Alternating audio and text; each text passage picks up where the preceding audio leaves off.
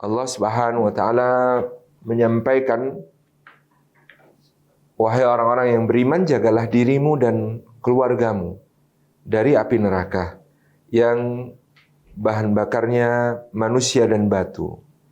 Padanya ada malaikat-malaikat yang keras lagi bengis, yang tidak pernah mendurhakai Allah apa yang diperintahkan pada mereka dan senantiasa melaksanakan apapun yang dititahkan oleh Allah kepada mereka.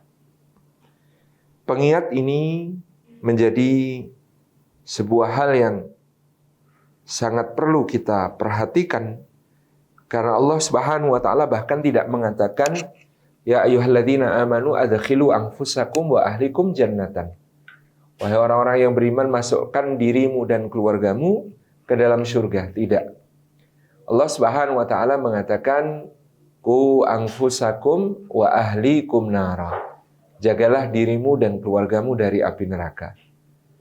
Apa bedanya Bapak Ibu yang dirahmati Allah? Kalau masukkan dirimu dan keluargamu ke dalam surga, maka kita masih punya 3 opsi.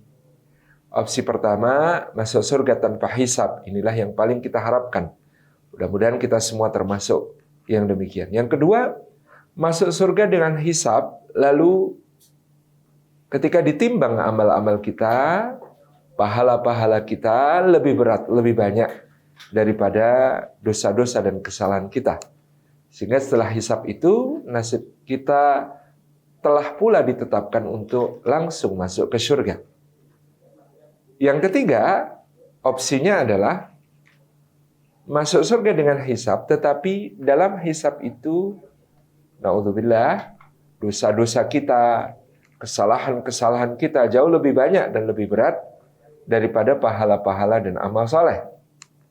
Pada opsi yang ketiga ini, sebagai ahli tauhid, sebagai orang beriman, tentu masih berhak masuk surga, tetapi harus mensucikan dirinya terlebih dahulu, membersihkan dirinya terlebih dahulu di dalam api neraka.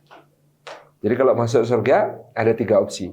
Masuk surga tanpa hisab, masuk surga dengan hisab tapi langsung, masuk surga dengan hisab tapi harus mensucikan diri di neraka terlebih dahulu karena dosa yang lebih banyak.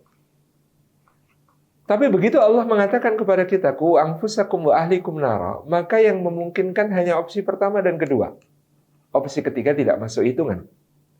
Artinya ketika Allah Subhanahu wa taala mengatakan ku anfusakum wa ahlikum nara, adalah jagalah dirimu dan keluargamu dari api neraka, yakni masukkan dirimu dan keluargamu ke dalam surga tanpa hisab, atau kalau dengan hisab kamu harus pastikan amal solehnya lebih banyak daripada amal salahnya. Itulah tugas berat yang luar biasa yang dibebankan ke pundak kita oleh Allah Subhanahu wa taala. Sementara Nabi sallallahu alaihi wasallam bersabda, kullu mauludin yuladu 'alal fitrah fa abawahu yuhawidanihi aw yunassiranihi aw yumajjisanihi. Setiap bayi yang lahir, maka dia dilahirkan di atas fitrah. Maka kedua orang tuanya yang akan dimintai tanggung jawab di hadapan Allah kalau menjadikannya Yahudi, menjadikannya Nasrani, atau menjadikannya Majusi. Di sini tidak ada kata yusallimanihi, karena Islam adalah bagian dari pengertian fitrah. Menurut jumhur ulama, fitrah itu tauhid, Islam, siratul mustaqim, dan muahadah. Jadi Allah Subhanahu wa taala dalam hal ini ya, dan Rasulnya Shallallahu alaihi wasallam dalam hal ini memberikan tanggung jawab untuk senantiasa menjaga diri dan keluarga kita, wabil khusus anak-anak kita, di atas fitrah, di atas Islam, di atas tauhid, di atas muraqabatullah, di atas siratul mustaqim, di atas muahadah. Ini yang menjadi titik tekan dari apa yang menjadi tanggung jawab kita yang harus kita senantiasa sadari di setiap langkah kehidupan kita. Maka Bapak Ibu yang dirahmati oleh Allah Subhanahu wa taala, kepada anak-anak kita ini tidak ada yang lebih bisa kita lakukan dalam mendidik mereka Selain pertama-tama menjadi orang yang paling banyak mendoakan mereka kepada Allah Subhanahu wa taala.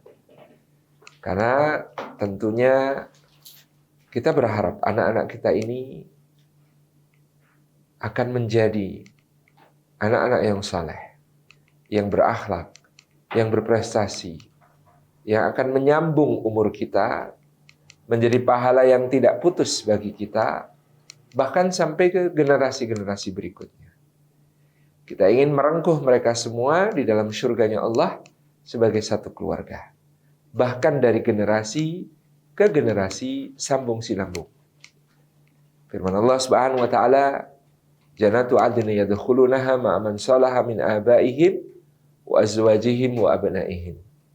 Surga Aden yang akan mereka masuki bersama orang-orang yang soleh dari bapak-bapak mereka, pasangan mereka, dan anak-anak mereka.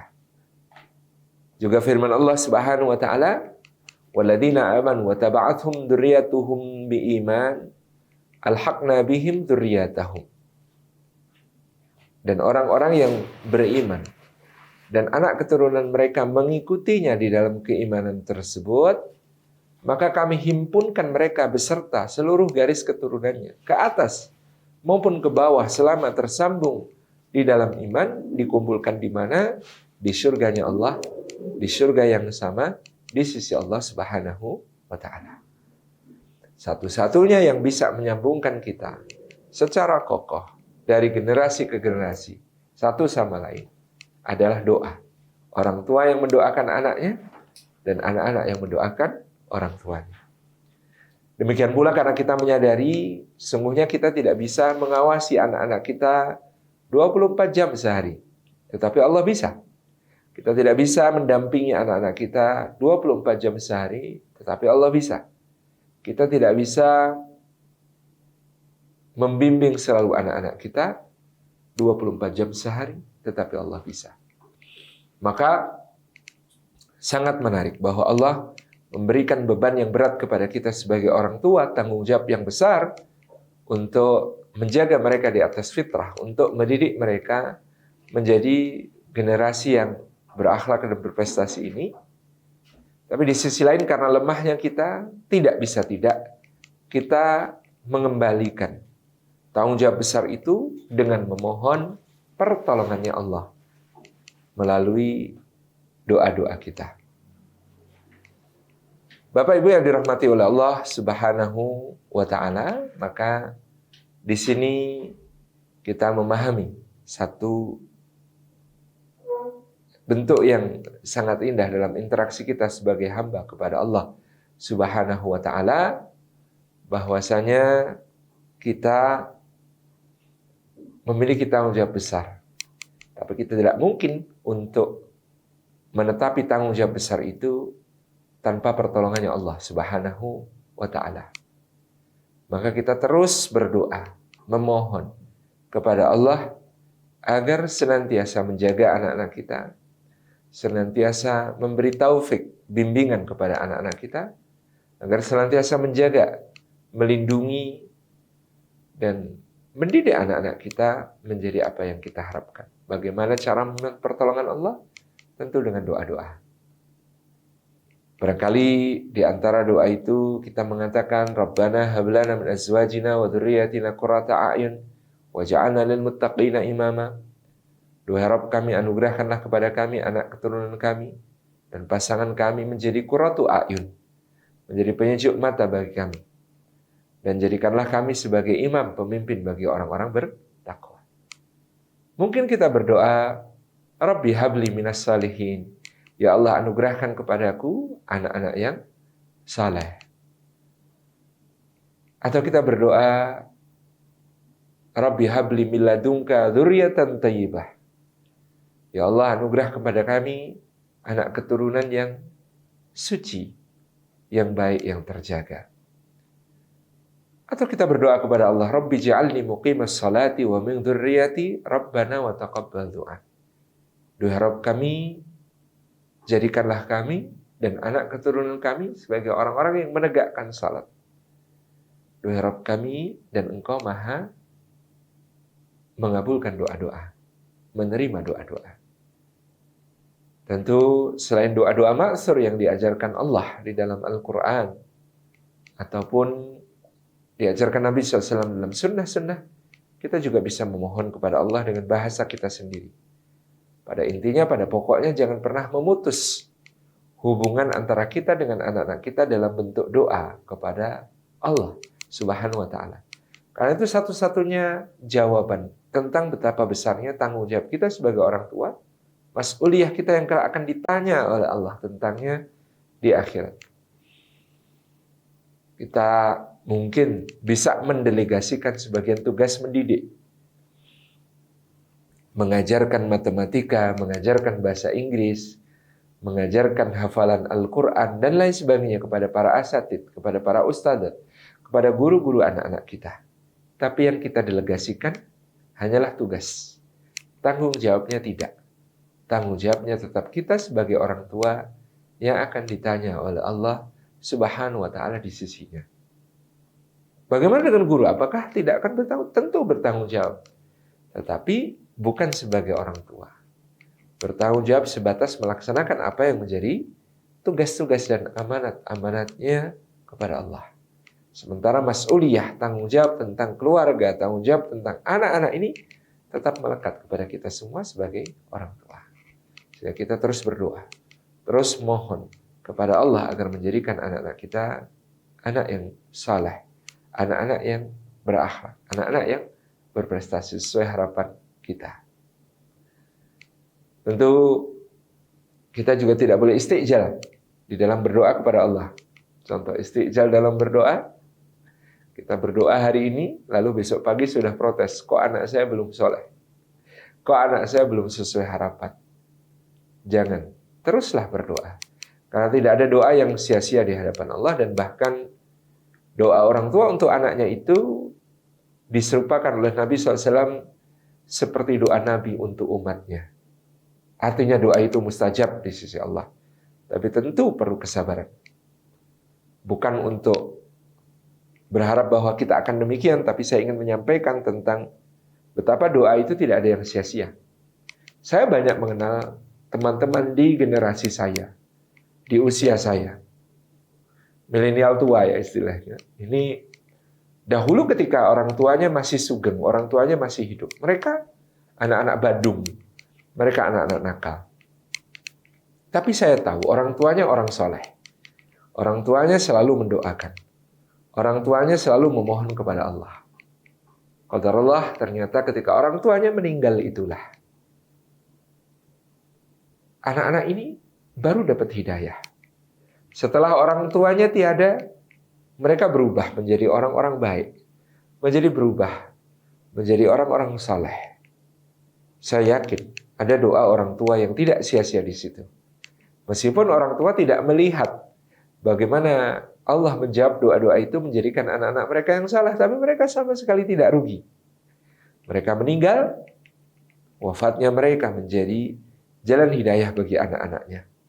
Wafatnya mereka membukakan pintu-pintu taufik dari Allah untuk anak-anak mereka, sehingga menjadi seorang yang taat kepada Allah. Sehingga menjadi seorang yang berhijrah, istiqomah di jalan Allah setelah orang tuanya meninggal. Saya tidak mengatakan Bapak Ibu untuk mungkin akan mendapatkan karunia seperti itu, hidayah bagi anak-anaknya setelah justru kita meninggal, tidak. Saya hanya ingin menggambarkan tidak ada doa yang sia-sia. Bahkan ketika kita orang tua tidak melihat hasil doa itu di dunia, ya, doa itu telah mengubah hidup anak-anak kita. Doa itu telah diijabah Allah menjadi kebaikan-kebaikan besar untuk anak-anak kita. Doa Bapak Ibu yang dirahmati Allah. Tidak ada yang lebih indah dari orang tua untuk dihadiahkan kepada anak-anaknya melebihi doa. Yang berikutnya yang ingin saya sampaikan adalah pengingat dari Allah Subhanahu wa Ta'ala di dalam Surat An-Nisa ayat yang ke-9, di mana Allah Subhanahu wa Ta'ala berfirman, A'udzubillahi minasyaitonirrajim, firman Allah, wal yakhshal ladzina law taraku min khalfihim dzurriyyatan dhi'afan khafu 'alaihim falyattaqullaha wal yaqulu qawlan sadida. Wal yakhsha, maka hendaklah takut Siapa yang hendaklah takut? Alladzina, orang-orang yang lau taraku, seandainya mereka meninggalkan min khalfihim, di belakang mereka, dzurriyyatan di'afan, anak keturunan yang lemah-lemah, generasi penerus yang lemah-lemah, yang rapuh-rapuh. Khafu alaihim, yang senantiasa mereka khawatiri keadaannya. Falyattaqullaha, maka hendaklah mereka bertakwa kepada Allah. Walyaqulu qawlan sadida, dan hendaklah mereka mengucapkan perkataan yang lurus kepada Allah Subhanahu wa ta'ala. Mengucapkan perkataan yang lurus kepada dirinya. Mengucapkan perkataan yang lurus kepada keluarganya. Mengucapkan perkataan yang lurus kepada anak-anaknya. Mengucapkan perkataan yang lurus kepada sesama manusia dimanapun berada. Ayat ini Bapak Ibu yang dirahmati Allah diletakkan oleh Allah di tengah-tengah pembahasan tentang al-faraid atau hukum waris. Ketentuan-ketentuan dari Allah membagi-bagi harta milik seseorang yang meninggal kepada para ahli warisnya. Yang ketentuan Allah ini sangat baku. Ketentuan Allah ini sangat tegas. Ketentuan Allah ini sangat jelas. Di situ menyisip satu ayat yang mengingatkan orang beriman. Dan hendaklah takut orang-orang yang meninggalkan generasi di belakang mereka dalam keadaan lemah-lemah, yang senantiasa mereka khawatiri keadaannya. Hendaklah mereka bertakwa kepada Allah, dan hendaklah mereka mengucapkan perkataan yang lurus. Bapak Ibu yang dirahmati Allah, seakan-akan Allah hendak mengatakan kepada kita, sesungguhnya tinggalan, warisan, berupa harta sebanyak apapun tidak akan pernah cukup. Sebanyak apapun seorang manusia meninggalkan untuk anak-anaknya harta benda, itu bukanlah warisan yang akan menjamin kebaikan-kebaikan mereka ke depan. Sejarah berbicara tentang Al-Walid bin Abdul Malik, Khalifah Bani Umayyah, yang ketika meninggal dunia, masing-masing anaknya di luar perkebunan-perkebunan, di luar tanah-tanah, di luar kuda, unta, dan kambing, masing-masingnya mendapatkan warisan cash 40 juta dinar. 40 juta dinar itu 1 dinar 4,25 gram emas 22 karat. Kita menghitungnya 4 juta saja sudah 160 triliun masing-masing anak mendapatkan warisan. Sementara ketika Walid meninggal digantikan Sulaiman, ketika Sulaiman meninggal digantikan adik ipar sekaligus sepupunya Umar bin Abdul Aziz. Maka Umar bin Abdul Aziz memerintah dengan keadilan, membawa keberkahan bagi umat selama 2 tahun lebih sedikit. Kemudian beliau pun wafat. Pada saat akan wafat, dihitunglah harta beliau.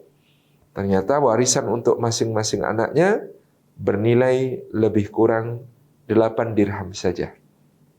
8 dirham dikalikan 70.560.000 rupiah saja. Dibandingkan dengan kakak iparnya tadi, Walid yang mewariskan 160 triliun kepada anak-anaknya. Beda sekali. Tetapi tidak sampai 20 tahun kemudian,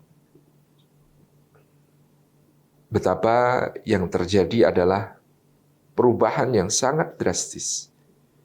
Anak-anak Al-Walid bin Abdul Malik menjadi buronan, melarikan diri dari kota ke kota, bahkan harus mengemis. Sementara anak-anak Umar bin Abdul Aziz menjadi pembayar-pembayar zakat terbesar pada zamannya. Betapa tidak cukupnya harta sebanyak apapun sehingga Allah mengatakan, hendaklah takut orang yang meninggalkan di belakang mereka generasi penerus yang lemah, yang selalu mereka khawatirkan keadaannya. Falyattaqullaha, maka memang solusinya adalah bertakwa kepada Allah Subhanahu wa taala. Walyaqulu qawlan sadida, dan mengucapkan perkataan yang lurus kepada mereka.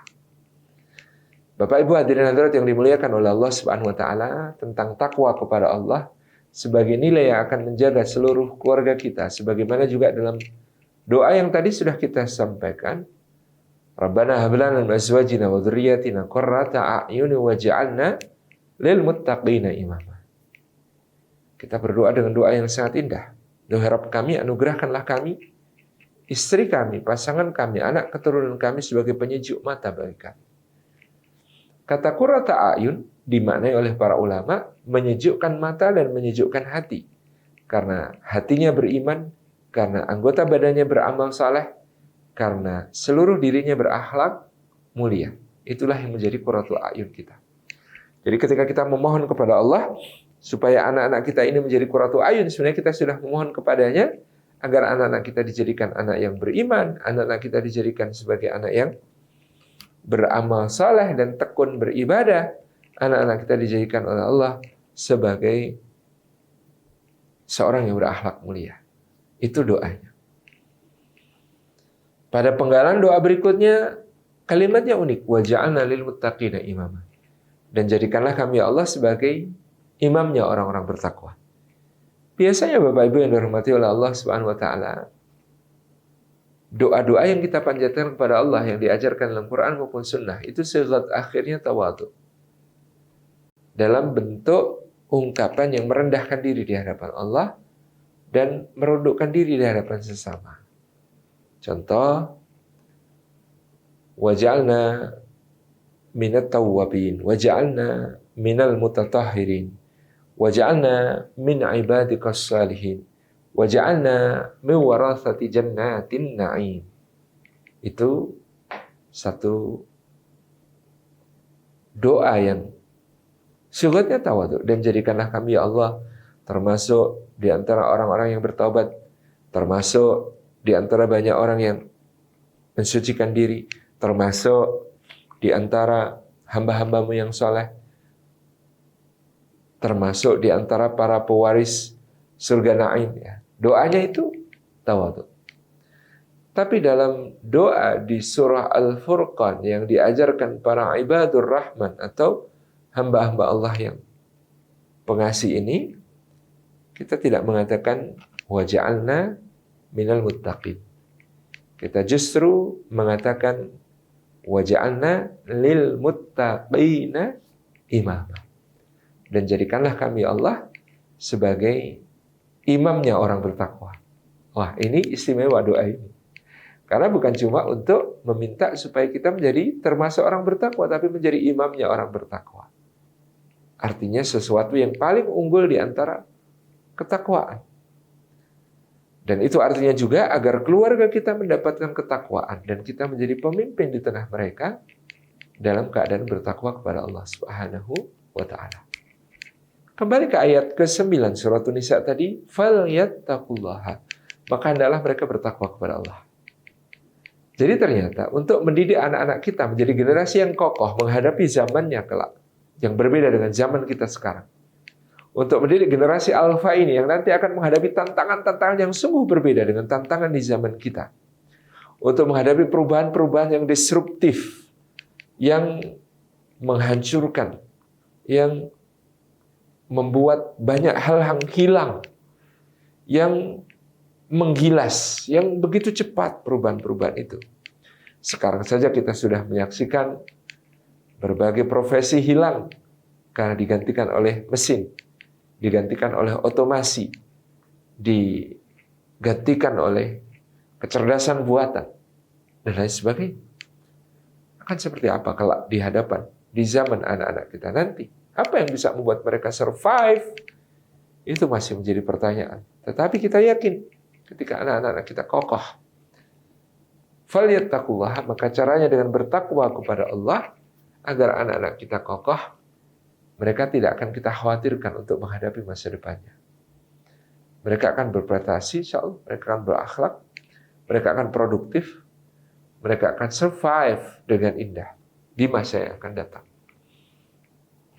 Falyattaqullaha. Dan ternyata di sini mendidik anak-anak kita adalah mendidik orang tuanya. Jika orang tuanya menjadi orang bertakwa, maka anak-anaknya akan dijaga oleh Allah Subhanahu wa taala. Ketika orang tuanya saleh, maka anak-anaknya akan disolehkan oleh Allah Subhanahu wa taala. Seperti dalam Suratul Kahfi kita bisa menemukan dalil kesolehan orang tua itu sangat bermanfaat untuk anak-anaknya. di mana Allah Subhanahu wa taala mengatakan tentang kisah Khidir dan Musa alaihi salam, yang pada episode terakhir kisah Khidir dan Musa alaihi salam menegakkan dinding yang hampir roboh di sebuah rumah di suatu kota. Nanti ketika menjelaskan kenapa mereka harus menegakkan dinding yang rubuh itu tanpa meminta imbalan, Khidir berkata, di bawah dinding itu terdapat harta simpanan lil gulamaini yatimaini fil Madinah, yang dimiliki oleh 2 orang anak yatim di Madinah tersebut. Apa yang menjadikan Allah Subhanahu wa taala sampai mengutus 2 orang nabi mulia, yang satu Rasul Ulul Azmi, yang satu gurunya, untuk menyelamatkan harta kedua anak yatim itu? Apa keutamaan 2 anak yatim itu sehingga 2 nabi itu diutus oleh Allah Subhanahu wa taala untuk menolongnya mendapatkan apa yang menjadi haknya? Maka jawabannya adalah wa kana abuhuma shalihan, karena bapaknya dulu orang soleh. Kesolehannya bapak menjadikan anak mendapatkan karomahnya, menjadikan anaknya dijaga oleh Allah Subhanahu wa taala, menjadikan hak-hak anak itu dipelihara oleh Allah dan nanti akan dikeluarkan bagi keduanya. 2 orang nabi yang mulia ini bahkan diutus untuk menyelamatkan agar simpanan harta tersebut tidak lenyap karena terkubur oleh dinding yang rubuh, sehingga dinding yang sudah hendak rubuh itu ditegakkan kembali oleh Allah melalui kedua nabi yang mulia ini. Hadirin hadirat yang dimuliakan oleh Allah Subhanahu wa taala, di sini kita melihat betapa pentingnya kesolehan orang tua. Maka sebagai orang tua, tugas pertama kita mendidik anak-anak kita adalah menjadi soleh, menjadi bertakwa bagi diri kita sendiri. Dengan menjaga diri dari yang haram, dengan menjaga diri dari yang syubhat, memastikan nafkah di keluarga kita diambil dari yang halal, supaya anak-anak kita nanti tumbuh dari barang-barang yang halal, memakai barang-barang yang halal. Ini merupakan PR penting bagi kita. Takut kepada Allah, takwa kepada Allah dalam bentuk kita tidak ingin mereka mengasup sesuatu yang haram. Dan takwa kepada Allah dalam bentuk kita pun perlu tirakat, riyadhah, beribadah kepada Allah Subhanahu wa taala dengan apapun yang kemudian kita mampu. Salat kita, puasa kita, amalan-amalan sunnah kita, sedekah kita, apapun itu yang bisa kita lakukan untuk menjadi penguat ketakwaan di sisi Allah. Karena takwa itu kaitannya dengan hubungan langsung dengan Allah, termasuk dalam bentuk ibadah. Bapak Ibu hadirin hadirat yang dimuliakan Allah Subhanahu wa taala. Ada cerita menarik dari seorang kawan saya, namanya Pak Gopar, seorang penjual gorengan di Kerapia. Beliau ketika satu kali Allahu yarham Kiai Khalil Bisri Rembang datang, maka beliau memijiti Kiai Khalil. Ketika tengah mijit, Pak Gopar dipersilakan, silakan minum Pak Gopar. Pak Gopar mengatakan, matur nuwun Yi, saya puasa. Maaf Yi, saya berpuasa. Wih, hebat betul kamu Par, kata Pak Kiai. Pakai puasa segala. Apa bapak ibumu dulu juga puasa? Apa bapak ibumu dulu juga tirakat? Pak Gopar menjawab, ya bapak saya, ibu saya, alhamdulillah sholatnya terjaga Pak Kiai. Ya kalau puasa sunnah ya kadang-kadang Senin atau Kamis puasa. Kalau sholat tahajud ya kadang-kadang dilaksanakan, kadang-kadang tidak. Weh, ampuh ya Pak. Kata Pak Khalil Bisri, lah iyalah orang tuamu tirakat saja kamu jadinya cuma kayak begini. Apalagi kalau kamu tidak tirakat, anakmu nanti mau jadi seperti apa? Masya Allah, kata Pak Gopar, begitu kalimat itu sangat menghunjam ke dalam hatinya. Sejak itu Pak Gopar penjual gorengan tidak pernah absen puasa Daud dan tidak pernah absen Qiyamul Lail. Sampai hari ini di usia yang sudah sepuh, dan Masya Allah Tabarak Rahman, anak-anaknya menjadi hafid dan hafidhah semuanya. Jadi yang jelek kata Pak Gopar karena Pak Kiai berkata, lah iya loh, Wong bapak ibumu tirakat saja kamu jadinya cuma kayak begini, yaitu menjadi penjual gorengan. Nah kalau kamu tidak tirakat nanti anakmu mau jadi seperti apa? Masya Allah. Ibadah kita. Kita niatkan ibadah kita bukan hanya untuk diri kita, tapi juga untuk anak dan pasangan kita, untuk keluarga kita. Karena nanti di akhirat kita bisa saling memberi syafaat. Dan seorang hamba sudah masuk surga. Dia bertanya, di manakah bapakku, ibuku, anakku, istriku? Kata dia. Maka Allah SWT berfirman,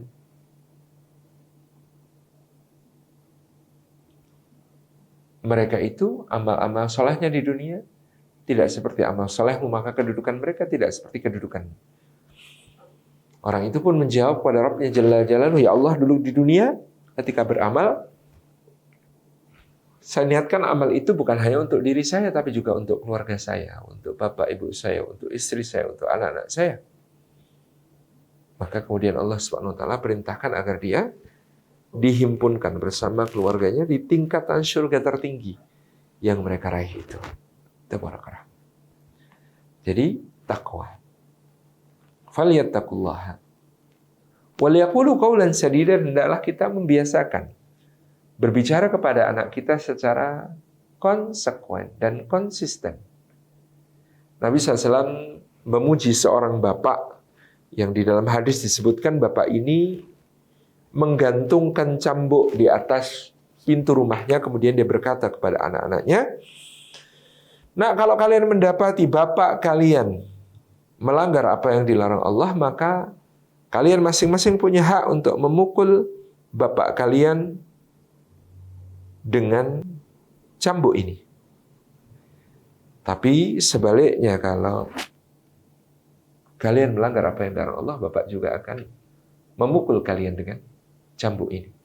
Konsekuen dan konsisten. Itulah yang kemudian menjadi sikap hidup si bapak yang dipuji oleh Nabi Shallallahu Alaihi Wasallam. Jujur, konsekuen, konsisten. Ini penting untuk kemudian kita selalu bicara di tengah keluarga kita dengan itu. Cara kepada anak-anak kita dengan itu. Tidak ngeles, tidak berbohong, tidak berdusta. Kalau kita salah, misalnya anak kita menanyakan, ayah kok ayah nggak berdoa makannya? Jangan kita mengatakan misalnya, udah kok ayah udah berdoa di dalam hati. Yang di dalam hati tidak bisa dipelajari anak kita secara langsung. Dia melihat apa yang diperbuat. Maka penting untuk talafut berdoa, untuk membaca doa itu dengan keras, supaya menjadi bagian dari pendidikan anak-anak kita misalnya. Inilah yang sangat penting untuk kemudian senantiasa kita camkan, gitu ya. Jadi dalam hal yang sepele kadang-kadang kita juga tidak konsisten dan tidak konsekuen. Contoh, si ibu lagi memasak, anaknya lagi menonton tayangan di YouTube. Nah, sini dong nak, bantuin bunda. Bunda lagi repot sekali ini masaknya. Nggak mau bunda, baru nonton YouTube nih, bagus sekali nih. Lalu ibunya berkata, ya Allah nak, kamu tuh udah besar loh. 5 menit kemudian, si anak melihat tayangan iklan di YouTube yang ditontonnya. Kemudian dia tunjukkan kepada ibunya. Bunda beli ini dong bunda, bagus sekali bunda, buat aku ya bunda. Ibunya mengatakan, nggak boleh, kamu tuh masih kecil. Ini tuh untuk anak yang sudah besar. Anda ingat bahwa 5 menit yang lalu, dia berkata, kamu tuh udah besar loh, masa nggak mau bantu? Kali ini dia berkata, kamu tuh masih kecil. 5 menit yang lalu dia sudah besar, sekarang dia masih kecil. Tanpa kita sadari, kita tidak konsisten. Kenapa kita tidak konsisten? Yang menimbulkan anak confused. Jadi sebenarnya aku ini sudah kecil atau masih besar, gitu ya. Bingung sekali. Karena tadi 5 menit yang lalu dibilang, kamu tuh masih sudah besar. Sekarang dia dibilang, kamu tuh masih kecil. Kenapa? Karena kita hanya mengikuti kepentingan kita. Ketika kita mengatakan, kamu tuh sudah besar, karena kita punya kepentingan supaya dia mau bantuin. Ketika kita mengatakan, kamu tuh masih kecil, kita juga punya kepentingan supaya tidak perlu membelikan. Nah, ini hal-hal seperti ini yang kemudian kita harus jaga. Konsisten, konsekuen. Juga kalau mengucapkan sesuatu, kita timbang hati-hati. Jangan sampai menjadi doa keburukan bagi anak-anak kita. Jangan biarkan mereka takut mencoba hal baru. Takut salah, takut ambil resiko. Dengan nakut-nakutin tiap saat. Jangan lari nanti jatuh, misalnya. Inilah mungkin penyebab Indonesia itu 260 juta penduduk, tetapi mencari 11 orang untuk bermain bola di level dunia itu susah sekali. Kenapa? Karena kemampuan anak-anak bermain bola sudah dibatalkan oleh orang tuanya sejak kecil. Kapan? Ketika orang tuanya mengatakan kepadanya, jangan lari-lari nanti jatuh. Kenapa? Karena 90% pekerjaan seorang atlet sepak bola adalah berlari. Sementara anak Indonesia sejak kecil ditakut-takuti, jangan lari nanti jatuh. Gitu. Itu real sekali. Artinya ketika kita jatuh karena berlari, kita perlu segera songsong. Kita peluk hatinya. Biarkan dia nangis sesukanya. Meluapkan semua emosi-emosinya. Ketika sudah selesai, salami dia dan mengatakan, selamat nak. Kamu sudah belajar bahwa berlari itu meskipun kencang harus hati-hati supaya tidak terjatuh. Qadarullah tadi jatuh. Tapi besok coba lari lebih jauh. Coba terbang lebih tinggi. Coba dia harus lebih berhati-hati. Jadi larilah lebih cepat, tapi jadilah lebih berhati-hati. Nah, sekarang jatuh nggak apa-apa untuk pelajaran. Besok lagi harus lebih jauh, lebih kuat, lebih cepat, lebih hati-hati. Itu akan menjadi sesuatu yang positif bagi dirinya. Nah, hadirin-hadirat yang dimuliakan oleh Allah, membiasakan mengucapkan sesuatu yang baik kepada anak-anak kita, yang lurus, yang lempeng, yang kita tidak ngeles. Ini merupakan bekal pendidikan luar biasa untuk kekokohan anak-anak kita menjadi berakhlak dan berprestasi. Karena kalau ini sudah kokoh, yang lainnya aman. Kadang-kadang soal seperti ini hanya urutan kerja. Ada 2 orang ibu, anak-anaknya sama-sama susah dibangunkan. Ibu pertama mengatakan kepada anaknya, nak, bangun nak, nanti ibu bikinkan susu untukmu deh. Ayo toh bangun. Ibu kedua mengatakan, nak, itu sudah ibu bikinkan susu untukmu. Ayo bangun sekarang, diminum susunya mumpung hangat. 2 kalimat ini sebenarnya sama-sama capek membangunkan, sama-sama capek membuatkan susu. Tapi ibu pertama mengajarkan jangan bangun kalau belum dibikinkan susu. Ibu pertama mengajarkan pamrih.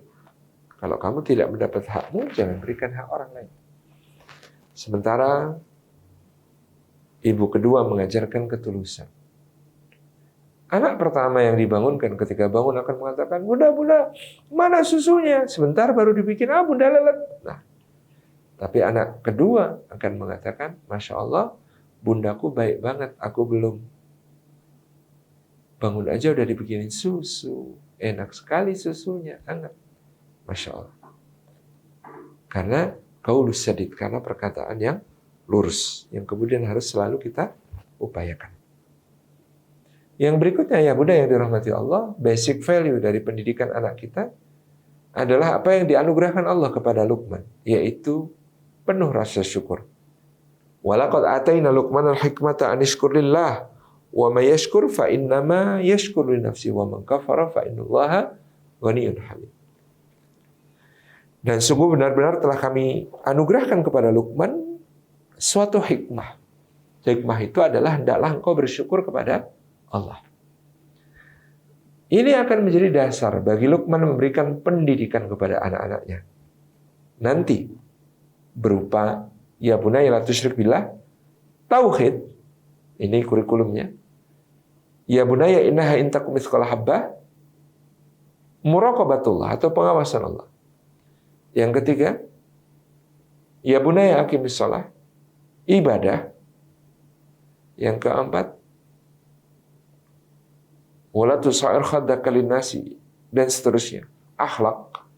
Yang kelima, waqsid fi masika wadud min sautik. Adab. Apa saja ya Bunda? Kurikulumnya tauhid, pengawasan Allah, ibadah, akhlak, adab. Itu kurikulumnya Luqman. Tapi sebelum segala kurikulum itu nanti diajarkan, yang pertama-tama menjadi basic, menjadi value dasar bagi semuanya adalah anishkurillah. Hendaklah kita menjadi orang yang pandai bersyukur kepada Allah Subhanahu wa taala. Mensyukuri anak-anak kita, mensyukuri ya, kesolehan mereka, kebaikan mereka, bahkan perlu secara verbal. Menjelang tidur, kecup keningnya, katakan kepadanya, terima kasih ya, sudah menjadi anak yang soleh hari ini. Terima kasih sudah menjadi anak yang baik hari ini. Terima kasih sudah memberi contoh teladan kepada adik-adik hari ini. Kita perlu mengungkapkan hal semacam itu. Kita perlu memuji effort-effort baik yang dilakukannya. Supaya terus tumbuh effort baik, upaya-upaya baik. Kemudian kita bisa ya, melihat apakah kita ini termasuk orang tua yang pandai bersyukur atau tidak. Ada anak kita masih kecil, mungkin dia membawa piring ke arah wastafel setelah selesai makan, kemudian dia mungkin lepas piring itu dari tangannya dan jatuh sampai pecah berkeping-keping. Apa yang menjadi komentar kita pertama akan menjadi petunjuk apakah kita sudah menjadi orang tua yang pandai bersyukur atau belum. Rata-rata kebanyakan kita sebagai orang tua akan mengomentari jatuhnya piring dengan mengatakan, ya Allah nak, malah jatuh. Udah, biar bunda bersihin, sini, minggir. Tetapi alangkah indah ya kalau orang tua kemudian mengatakan, Masya Allah nak, hebat anak bunda, bertanggung jawab itu namanya, keren. Habis makan, piringnya mau dibawa ke tempat cuci piring. Itu bagus sekali nak. Qadarullah ya, pecah, jatuh, gak apa-apa. Sini, mas bersihin, bunda bantu. Berbeda sekali kalimat ini. Kalimat yang pertama, udah, biar bunda bersihin, minggir. Maka anak kita akan terbiasa minggir dari pekerjaan. Karena ada bunda yang akan ngerjakan semuanya. Jangan marah kalau nanti di umur 11, 12 dia tidak mau membantu. Karena dia terbiasa mendengar, udah biar bunda aja. Tetapi anak yang tadi dikomentari dengan kata-kata, Masya Allah, keren nak, bertanggung jawab. Dan dia tetap dijadikan sebagai subjek utama. Sekarang mas yang bersihin, bunda bantu. Meskipun dalam prakteknya lebih banyak bundanya yang mengerjakan, tetaplah anak menjadi subjek utama. Mas yang bersihkan, bunda yang bantu. Bukan bunda yang bersihkan, tapi mas yang bersihkan, bunda yang bantu. Meskipun bunda lebih banyak mengerjakan hal itu. Yang akan membangun sebuah sikap positif pada anak. Membangun dirinya menjadi pribadi yang bertanggung jawab. Membangun dirinya menjadi pribadi yang ringan tangan dalam pekerjaan dan seterusnya. Dia luar biasa. Bersyukur. Dan sebagai tanda syukur kita juga, kita perlu lebih banyak mendengar, bukan bicara kepada anak-anak kita. Karena dengan mendengar, kita telah menyiapkan benteng kebaikan bagi anak-anak kita. Betapa banyak orang tua yang menyesal tanpa mereka ketahui, tanpa mereka sadari, anak yang mereka sangka baik-baik saja, di rumah cuma di kamar-kamar saja, tapi terhubung dengan dunia maya, yang kemudian memberi berbagai pengaruh negatif bagi mereka tanpa mereka sadari. Hanya karena anak-anak ini suatu saat mungkin sedang berusaha curhat kepada orang tuanya, tapi orang tuanya memotong, tapi orang tuanya lompat ke konklusi, ke kesimpulan, tapi orang tuanya langsung ya sok tahu, katakan, oh bapak juga dulu gitu, dan lain sebagainya. Atau menganggap cerita itu tidak penting. Atau kemudian malah menghardik, menghakimi, memarahi. Nggak boleh. Padahal ceritanya belum selesai. Anak-anak ini menjadi menutup diri kepada orang tuanya, lalu mereka punya dunianya sendiri yang tidak bisa ditembus oleh orang tua. Nah, untuk billahi min dzalik, jangan sampai. Padahal kita menjadi orang tua yang kalau anak kita ada apa-apa, kepada kitalah dia pertama-tama bercerita. Bukan kepada teman-temannya atau apalagi sahabat maya, teman medsos, yang kita tidak pernah tahu ada apa di dalam hati mereka, di balik sikap-sikap mereka. Sangat penting menjadi orang tua yang mampu mendengarkan anak-anak ini, sehingga anak ini merasa nyaman sampai kapanpun, sampai remaja, sampai dewasa, ada apa-apa cerita, ada apa-apa sharing sama orang tuanya, karena orang tuanya dianggap bisa mendengar. Yang kedua tentu adalah get involved, atau jadilah kita orang yang selalu terlibat di dalam dunia anak-anak kita. Setelah lulus SD, ayah bunda yang dirahmati Allah, atau bahkan di kelas 6, kelas 5 SD, anak-anak ayah bunda akan punya tokoh idola, ngefans sama bintang Korea misalnya. Ya, paling tidak ayah bunda juga bisa mengimbangi ketika kemudian anak-anak bercerita tentang K-pop. Paling tidak ayah bunda tahu siapa itu Sim Chang Min. Ayah bunda tahu siapa itu. Siapa bunda? Maaf, saya sendiri nggak terlalu tahu. Tapi ketika anak kemudian mencoba untuk ngobrol dengan kita, kita bisa menimpali, kita bisa nyambung. Kita bisa nanti memberikan suatu pelurusan-pelurusan, koreksi-koreksi ketika dia keliru atau berlebihan. Karena kita terhubung, karena kita terlibat, karena kita tersambung. Yang ketiga, bagaimana kemudian kita menjadi orang tua yang memfasilitasi segala potensi kebaikan anak-anak kita. Jangan terlambat ayah bunda, karena kalau soal yang buruk-buruk anak kita, kalau tidak difasilitasi sekalipun, dia akan mencari fasilitas sendiri. Tetapi kalau soal yang baik-baik, perlulah kita sebagai orang tua memberi perhatian untuk memberi fasilitas-fasilitas positif itu. Anak kita senang panahan, belikan alat panah yang memadai. Anak kita senang desain grafis, belikan laptop untuk desain grafis yang memadai. Anak kita suka fotografi, belikan kamera yang memadai. Begitu seterusnya, karena betapa mahalnya kecenderungan-kecenderungan baik di hari ini yang harus kita sebagai orang tua apresiasi. Berikan fasilitas terbaik untuk mereka nanti. Anak kita suka melukis, suka menggambar, belikan alat-alatnya yang memadai. Anak kita suka apapun, yang kemudian dia perlihatkan. Suka bermain basket, upayakan bisa bikinkan lapangan di rumah. Fasilitasi untuk ikut sekolah sepak bola, atau apapun. Jadi segala yang positif ini, mari kita dorong dan mari kita fasilitasi. Yang berikutnya tentu memberi teladan dan mencarikan lingkungan yang baik. Kita adalah memberi teladan sebagus-bagusnya, sebaik-baiknya, karena anak-anak kita itu lebih percaya apa yang dilihat daripada apa yang didengar. Ya, kita mungkin berbusa-busa memberi nasihat, tidak ada artinya tanpa kemudian apa yang kita perlihatkan sebagai perbuatan, tutur kata sehari-hari kepada mereka. Jadi anak kita itu pikirnya simpel. Ayahku orang baik, maka semua yang dilakukan ayahku baik, semua yang tidak dilakukan ayahku tidak baik. Ibuku baik, semua yang dilakukan ibuku baik, yang tidak dilakukannya tidak baik. Nak, baca Quran dong nak. Enggak ah, kenapa kok enggak mau baca Quran? Baca Quran itu enggak baik. Apa buktinya baca Quran enggak baik? Ayahku tidak pernah. Nak, jangan ambil barang pakai kaki dong nak. Oh kenapa? Enggak baik itu nak. Oh baik. Dari mana kamu bilang baik? Bundaku sering. Semua yang dilakukan ayah dan bunda adalah baik, yang tidak dilakukan adalah tidak baik. Simpel sekali.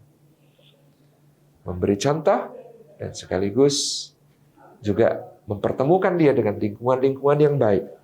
Menyambungkan dia dengan pergaulan-pergaulan yang baik dari anak-anaknya, teman kita, dan lain sebagainya. Memilihkan sekolah yang baik termasuk diantaranya. Seperti Regis, sekolah kita semua. Baru sudah itu kita akan bicara tentang kurikulum, tentunya bagaimana tauhid, bagaimana muraqabatullah atau pengawasan Allah, bagaimana kemudian ibadah, bagaimana akhlak, bagaimana adab. Tapi karena waktu juga yang membatasi kita, saya kembalikan terlebih dahulu kepada Ustaz Ahmad Zaki selaku moderator kita. Jazakumullah khairan. Wallahu muwaffiq ila aqwamit thoriq. Wassalamualaikum warahmatullahi wabarakatuh.